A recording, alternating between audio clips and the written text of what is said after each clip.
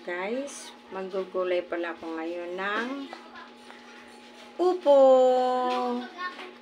at aking lalahukan ng alimasag. Ayan guys, alimasag akong panghalo sa upo. Ito nga pala guys, ang upo ko bilog na akala mo ay pakwan. Akin na siyang hihiwain. Kalahati lang yung gugulayin ko ngayon guys. Kasi masyadong madami. Malaki kasi siya guys. Oh. Kalahati lang yung aking gugulayin. Akala mo guys, pakwan talaga. Oh.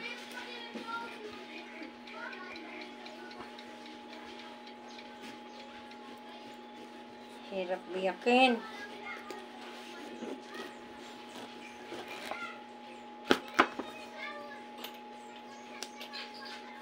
Yan.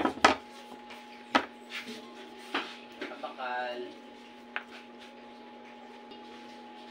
At ito na guys. Ayan. Nahati ko na. Wow.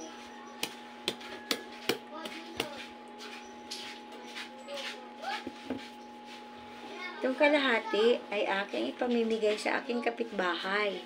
At itong kalahati, ito naman ang aking gugulayin.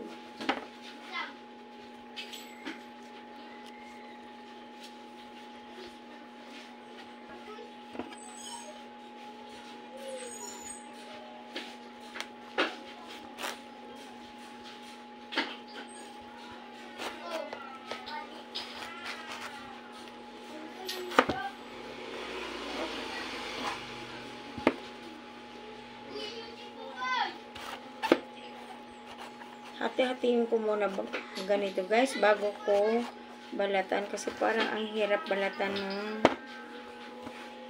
bilog pa. Ang laki kasi. Kaya kailangan ko muna siyang hati-hatiin ng pagganito.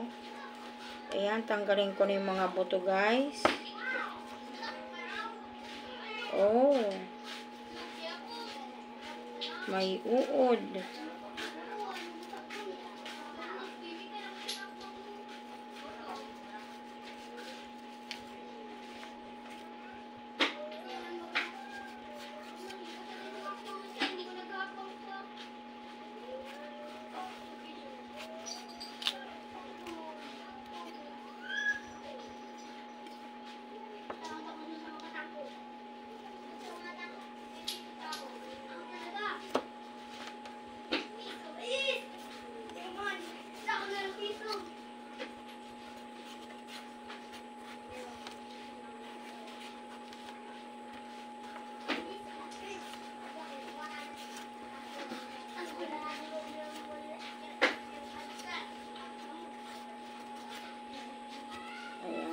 Balat-balatan ko muna siya ng ganito guys. Akin na siyang gagayatin guys. Kasi tapos na akong magbalat. Ayan, ginagayat ko na. Para akin na maumpisahan ang pagluluto. Medyo manipis lang guys para madaling maluto.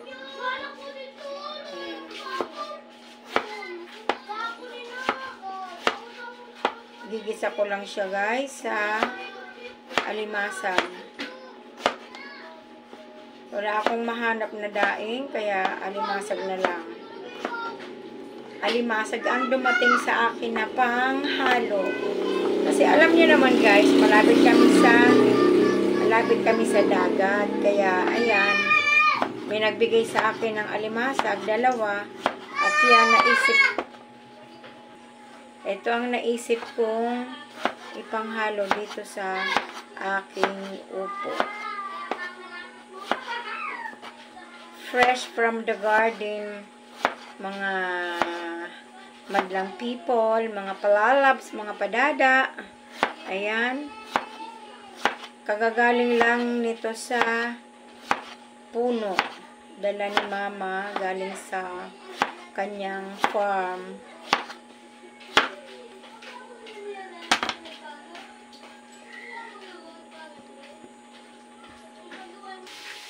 Ngayon guys, ilalagay ko na ang gulay.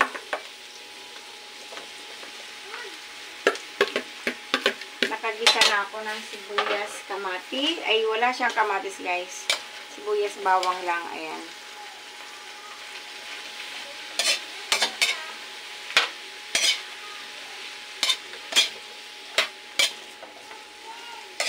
Gisa-gisa ko ang gulay para may lasa-lasa siyang sibuyas at bawang, magbango-bango. Hayaan ko muna siya guys ng mga ilang minuto para lumabas ang kanyang sariling tubig sa kanyang sarili niyang katas. Ayan guys, konti pa.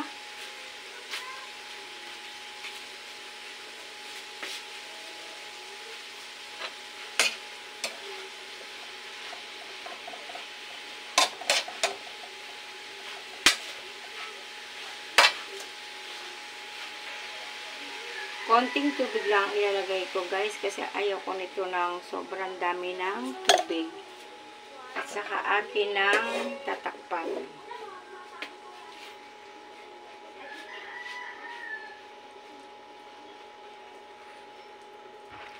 At ito na nga guys.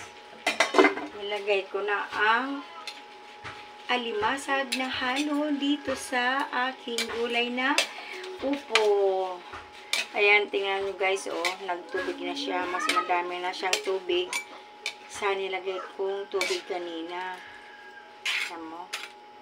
Kasi ang upo guys, diba? Alam nyo naman yan. Ano yan eh, juicy pag naluluto.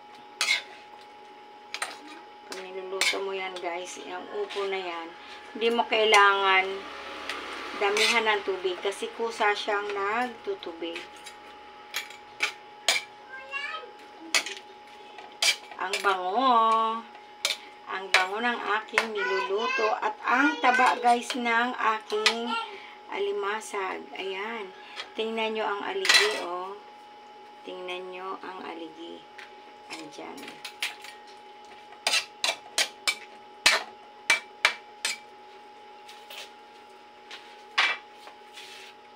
Lagyan ko na rin siya guys ng pampalasa.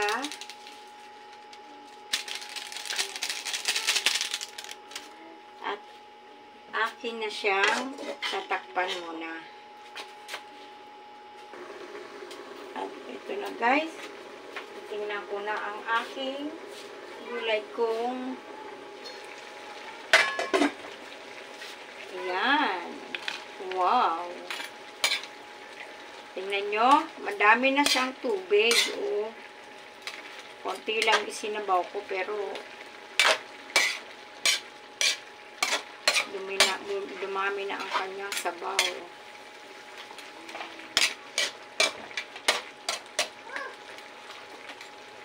Ang bango. Grabe.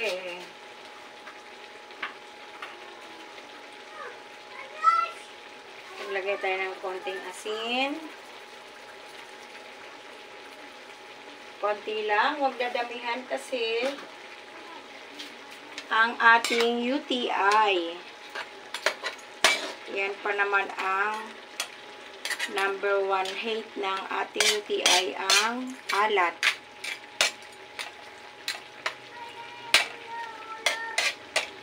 Medyo hilaw pa ang upo. Lutuin pa ng konti. Akin mo munang takpan ulit. Siguro mga 10 minutes, okay na siya. Tingnan ulit natin guys. Oh. Wait lang.